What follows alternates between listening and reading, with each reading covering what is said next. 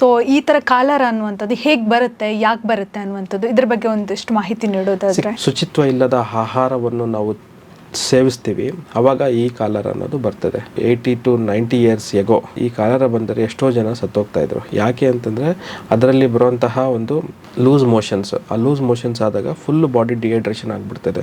ಆ ಡಿಹೈಡ್ರೇಷನ್ ಆಯ್ತು ಅಂತಂದರೆ ಯಾವುದೇ ವ್ಯಕ್ತಿಗಾಗಲಿ ಅಥವಾ ರೋಗಿಗಾಗಲಿ ಶಕ್ತಿ ಇರೋದಿಲ್ಲ. ಇನ್ನು ಬೇರೆ ಬೇರೆ BP ಇರ್ಬೋದು, ಶುಗರ್ ಇರ್ಬೋದು, ಈ ಥರದ ಏನು ಕಾಯಿಲೆಗಳ ನಾರ್ಮಲ್ ಇದ್ದ ವ್ಯಕ್ತಿಗೆ ಅಂಥ ಕಾಲರ ಬಂದರೆ ಯಾವ ರೀತಿಯಾಗಿ ಸಮಸ್ಯೆ ಉಂಟು ಮಾಡುತ್ತೆ ಅನ್ನುವಂಥದ್ದು. BP ಅಥವಾ ಶುಗರ್ ಇರುವಾಗ ಸ್ವಲ್ಪ ಕಷ್ಟ ಆಗ್ತದೆ. ಶುಗರ್ ಇರುವಾಗ ಶುಗರ್ ವೇರಿಯೇಷನ್ಸ್ ಆಯಿತು ಅಂತಂದಾಗ ನಾವು ಕೊಡುವಂತಹ ಟ್ರೀಟ್ಮೆಂಟು ಕೂಡ ನಾವು ಸೂಕ್ಷ್ಮವಾಗಿ ಕೊಟ್ಟಾಗ ಅದು ಕೂಡ ಉಪಶಮನ ಆಗಿ ರೋಗಿ ಬೇಗ ಗುಣ ಆಗ್ತದೆ. ಕಾಲರ ಅನ್ನುವಂಥದ್ದು ಬೆಂಗಳೂರಲ್ಲೂ ನಾವು ಕಾಣಿಸ್ಕೊಂಡಿದ್ದು ನಾವು ಗಮನಿಸಿದ್ವಿ. ಸೊ ಈ ಥರ ಕಾಲರ ಅನ್ನುವಂಥದ್ದು ಹೇಗೆ ಬರುತ್ತೆ, ಯಾಕೆ ಬರುತ್ತೆ ಅನ್ನುವಂಥದ್ದು ಇದ್ರ ಬಗ್ಗೆ ಒಂದಿಷ್ಟು ಮಾಹಿತಿ ನೀಡೋದಾದ್ರೆ. ಕಾಲರ ಅನ್ನೋದು ಜಾಸ್ತಿಯಾಗಿ ಬರೋದು ಬೇಸಿಗೆ ಕಾಲದಲ್ಲಿ. ಯಾವಾಗ ನಾವು ಶುಚಿತ್ವ ಇಲ್ಲದ ಆಹಾರವನ್ನು ನಾವು ಸೇವಿಸ್ತೀವಿ, ಅವಾಗ ಈ ಕಾಲರ್ ಅನ್ನೋದು ಬರ್ತದೆ. ಐದರ್ ವಿಬ್ರಿಯೋ ಕಾಲರ್ ಅನ್ನೋದು ಈ ಓಲ್ಡನ್ ಡೇಸಲ್ಲಿ ಅಂದರೆ ಸುಮಾರು ಒಂದು 80 to 90 years ಎಗೋ ಓಕೆ, ಆವಾಗ ಈ ಕಾಲರ ಬಂದರೆ ಎಷ್ಟೋ ಜನ ಸತ್ತೋಗ್ತಾ ಇದ್ರು. ಯಾಕೆ ಅಂತಂದರೆ ಅದರಲ್ಲಿ ಬರುವಂತಹ ಒಂದು ಲೂಸ್ ಮೋಷನ್ಸ್, ಆ ಲೂಸ್ ಮೋಷನ್ಸ್ ಆದಾಗ ಫುಲ್ ಬಾಡಿ ಡಿಹೈಡ್ರೇಷನ್ ಆಗಿಬಿಡ್ತದೆ. ಆ ಡಿಹೈಡ್ರೇಷನ್ ಆಯ್ತು ಅಂತಂದರೆ ಯಾವುದೇ ವ್ಯಕ್ತಿಗಾಗಲಿ ಅಥವಾ ರೋಗಿಗಾಗಲಿ ಶಕ್ತಿ ಇರೋದಿಲ್ಲ. ಸೊ ಇತ್ತೀಚಿನ ದಿನಗಳಲ್ಲಿ ಈ ಕಾಲರ ಬಂದಾಗ ನಾವು ತುಂಬ ಸಿಂಪಲ್ಲಾಗಿ ಟ್ರೀಟ್ಮೆಂಟ್ ಕೊಡ್ತೀವಿ. ಸೊ ಯಾಕೆ ಅಂತಂದರೆ ನಮಗೆ ಇತ್ತೀಚಿನ ದಿನಗಳಲ್ಲಿ ಬಾಡಿಯಲ್ಲಿ ಡಿಹೈಡ್ರೇಷನ್ ಆದರೂ ಕೂಡ ಇಮಿಡಿಯೇಟಾಗಿ ನಾವು IV ಫ್ಲೂಯಿಡ್ಸನ್ನು ಸ್ಟಾರ್ಟ್ ಮಾಡ್ತೀವಿ. Intravenous injections, intravenous fluids.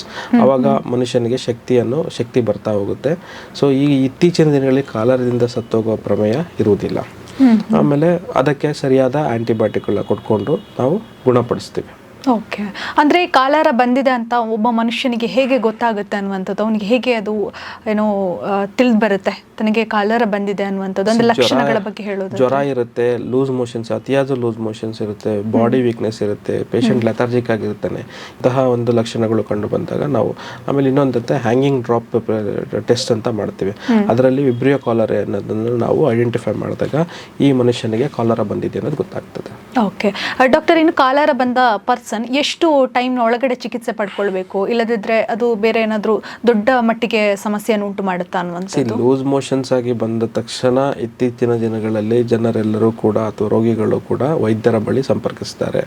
ವೈದ್ಯರಿಗೆ ಸಂಪರ್ಕಿಸುತ್ತಾ ಆದಾಗ ವೈದ್ಯರು ಪ್ರಾಮಾಣಿಕವಾಗಿ ಅದಕ್ಕೆ ಬೇಕಾದಂತಹ IV ಫ್ಲೂಯಿಡ್ಸ್ ಅನ್ನು ಬೇಗ ಕೊಡುವುದರಿಂದ ಇತ್ತೀಚಿನ ದಿನಗಳಲ್ಲಿ ಕಾಲರ ಎಂಬುದು ಬೇಗ ಗುಣ ಆಗ್ತದೆ. ಓಕೆ, ಸೊ ಮೊದಲನೇದಲ್ಲಿ ಈ ಕಾಲರ ಅನ್ನೋದು ಯಾವುದರಿಂದ ಬರ್ತಾ ಇದೆ ಅನ್ನೋದೇ ಒಂದು ಕನ್ಫ್ಯೂಷನ್ ಇತ್ತು. ಅದರ ಸ್ಟಡಿಯಾಗಿ ಎಲ್ಲ ಬಂದಾಗ ಇದರಲ್ಲಿ ವಿಬ್ರಿಯೋ ಕಾಲರ ಅನ್ನೋದು ವೈರಲ್. ಸೊ ಆ ವೈರಲ್ಲಿಂದ ಇದಕ್ಕೆ ಬರ್ತಾ ಇದೆ. ಇನ್ನೂ ಕೆಲವು ಕಡೆ ಏನಿತ್ತಂದರೆ ಇದರದ ಸಂಶಯ ಇತ್ತು, ಈ ವಿಬ್ರಿಯೋ ಕಾಲರ್ ಬ್ಯಾಕ್ಟೀರಿಯಾನೋ ವೈರಲ್ಲೋ ಈ ರೀತಿ ಇತ್ತು. ಬಟ್ ಅದರಲ್ಲಿ ಎಲ್ಲ ಸ್ಟಡಿ ಮಾಡಿದಾಗ first and formation is dehydration ಇದನ್ನು ಕಾಸ್ ಮಾಡುತ್ತೆ. ಆ ಡಿಹೈಡ್ರೇಷನ್ನ ನಾವೇನು ಮಾಡ್ತೀವಿ, ಹೈಡ್ರೇಷನ್ ಕೊಡ್ತೀವಿ. Hydration by IV fluids or oral intake of water, oral intake of juice. ಇದರಿಂದ ಏನಾಗುತ್ತೆ, ಅವರಿಗೆ ಯಾವುದೇ ಥರದಾದ ಮನುಷ್ಯನ ಡಿಹೈಡ್ರೇಷನ್ ಹೋಗ್ಲಿಕ್ಕೆ ಬಿಡಲ್ಲ, ಹೈಡ್ರೇಷನ್ ಆಗ್ತಾ ಹೋಗುತ್ತೆ. ಆವಾಗ ಬಹು ಬೇಗ ಕಾಲರದಿಂದ ಗುಣ ಆಗ್ತಾರೆ. ಓಕೆ, ಇನ್ನು ಬೇರೆ ಬೇರೆ BP ಇರ್ಬೋದು, ಶುಗರ್ ಇರ್ಬೋದು, ಈ ಥರದ ಏನು ಕಾಯಿಲೆಗಳ ನಾರ್ಮಲ್ ಇದ್ದ ವ್ಯಕ್ತಿಗೆ ಅಂಥ ಕಾಲರ ಬಂದರೆ ಯಾವ ರೀತಿಯಾಗಿ ಸಮಸ್ಯೆ ಉಂಟು ಮಾಡುತ್ತೆ ಅನ್ನುವಂಥದ್ದು. BP ಅಥವಾ ಶುಗರ್ ಇರುವಾಗ ಸ್ವಲ್ಪ ಕಷ್ಟ ಆಗ್ತದೆ. ಇದು ಯಾರಿಗೆ ಕಷ್ಟ ಆಗ್ತದಂತೆ ಟ್ರೀಟ್ ಮಾಡುವಂತಹ ವೈದ್ಯರಿಗೆ ಕಷ್ಟ ಆಗ್ತದೆ. ಈಗ ಶುಗರ್ ಇರುವಾಗ ಶುಗರ್ ವೇರಿಯೇಷನ್ಸ್ ಆಯಿತು ಅಂತಂದಾಗ ನಾವು ಕೊಡುವಂತಹ ಟ್ರೀಟ್ಮೆಂಟು ಕೂಡ ನಾವು ಸೂಕ್ಷ್ಮವಾಗಿ ಕೊಟ್ಟಾಗ ಅದು ಕೂಡ ಉಪಶಮನ ಆಗಿ ರೋಗಿ ಬೇಗ ಗುಣ ಆಗ್ತಾರೆ. ಓಕೆ, ಅಂದರೆ ಈಗ ಕಲುಷಿತ ನೀರಿನಿಂದಾಗಿ ಬರುತ್ತೆ ಕಾಲರ ಅಂತ ಹೇಳ್ತಾರೆ, ಅಥವಾ ಆಚೆ ನಾವು ಜಂಕ್ ಫುಡ್ಡನ್ನು ತಿಂದರೆ ಆ ಮೂಲಕನೂ ಬರಬಹುದು ಅಂತ ಹೇಳ್ತಾರೆ. ಸೊ ಇದ್ರ ಬಗ್ಗೆ ನೀವೇನು ಹೇಳ್ತೀರಾ, ಇದು ಹೌದಾ ಅಥವಾ ಹೇಗೆ ಅನ್ನುವಂಥದ್ದು? ಹೌದು, ಕಲುಷಿತ ನೀರಿಂದನೇ ಕೂಡ ಇದು ಕಾಲರ ಬರೋದು. ಅಥವಾ ಸರಿಯಾಗಿ ತೊಳೆಯದೆ ಕಟ್ ಮಾಡಿದಂಥ ಹಣ್ಣು ಹಂಪಲು, ಬೀದಿ ಸೈಡಲ್ಲಿ ರೋಡ್ ಸೈಡಲ್ಲಿ ಕಟ್ ಮಾಡಿದಂಥ ಹಣ್ಣು ಹಂಪಲಲ್ಲೂ ಕೂಡ ಈ ಕಾಲರಗಳು ಇರುತ್ತದೆ. ಅದನ್ನು ಸೇವಿಸಿದಾಗ ಬಹುಬೇಗ ರೋಗಿಗಳಿಗೆ ಕಾಲರ ಬರ್ತದೆ. ಅಂದ್ರೆ ಮುಂಚೆನೆ ಮುನ್ನೆಚ್ಚರಿಕೆ ಕ್ರಮವನ್ನ ವಹಿಸ್ಕೊಳ್ಬೇಕು ನಾವು ಅನ್ನುವಂಥದ್ದು. ಓಕೆ, ಅಂದ್ರೆ ಒಬ್ಬ ವ್ಯಕ್ತಿ ಕಾಲರ ಬಂದ್ರೆ ಟ್ರೀಟ್ಮೆಂಟ್ ತಗೊಂಡ್ರೆ ರಿಕವರಿ ಆಗ್ಬಹುದು, ಇಲ್ಲದಿದ್ರೆ ತುಂಬಾ ಕಷ್ಟ ಆಗುತ್ತೆ ಅಂತ ಹೇಳ್ತೀರಾ? ಹೌದು, ಜೀವನೇ ಹೋಗ್ಬೋದು ಜೀವ ಹೋಗೋ ಚಾನ್ಸಸ್. ಯಾಕಂದ್ರೆ ಡಿಹೈಡ್ರೇಷನ್ ಕಾಲರದಲ್ಲಿ ಫಸ್ಟ್ ಸೈನ್ ಮಾಡ್ತದೆ. ಅದು ಡಿಹೈಡ್ರೇಷನ್ ತುಂಬಾ ಅತಿ ಆಗ್ತಾ ಹೋಯ್ತು ಅಂತಂದ್ರೆ ನಮ್ಮಲ್ಲಿರುವಂತಹ ಬಾಡಿಯಲ್ಲಿರುವಂತಹ ವಾಟರ್ ಕಂಟೆಂಟ್ ಕಮ್ಮಿ ಆಯಿತು ಅಥವಾ ನೀರಿನಂಶ ಕಮ್ಮಿ ಆಯಿತು ಅಂತಂದಾಗ ಬೇಗ ಮಾರಣ ಹೋಗುವ ಚಾನ್ಸಸ್ ಜಾಸ್ತಿ ಇರ್ತದೆ. ಓಕೆ, ಇದರ ಬಗ್ಗೆ ಹೇಗೆ ನಮ್ಮ ಜನ ಜಾಗೃತಿಯನ್ನು ವಹಿಸಬೇಕು ಅನ್ನುವಂಥದ್ದು ಕೊನೆಯದಾಗಿ ಹೇಳೋದಾದ್ರೆ, ಅಂದ್ರೆ ಸ್ಪೆಷಲ್ ಆಗಿ ಮೊದಲನೇದಾಗಿ ಒಂದು ಹೈಡ್ರೇಷನ್ಸ್ ಮಾಡ್ತಾ ಇರಬೇಕು. ಅಂದರೆ ಜಾಸ್ತಿ ನೀರಿನ ಅಂಶಗಳನ್ನು ಇರುವಂತಹ ಪದಾರ್ಥಗಳನ್ನ ತೆಗೆದುಕೊಳ್ಬೇಕು. ಎರಡನೇದಾಗಿ ಶುಚಿತ್ವ ಇರುವಂತಹ ಆಹಾರವನ್ನು ಸೇವಿಸಬೇಕು. ಶುಚಿತ್ವ ಇರುವಂತಹ ಹಣ್ಣು ಹಂಪಲುಗಳನ್ನು ತೆಗೆದುಕೊಳ್ಳಬೇಕಾಗ್ತದೆ. ಮೂರನೇದಾಗಿ ಅತಿಯಾಗಿ ಈ ಕರೆದ ಪದಾರ್ಥ ಅಂತಹ ಆಯಿಲ್ ಅಂತ ಫುಡ್ಡನ್ನು ನಾವು ಅವಾಯ್ಡ್ ಮಾಡಬೇಕಾಗ್ತದೆ.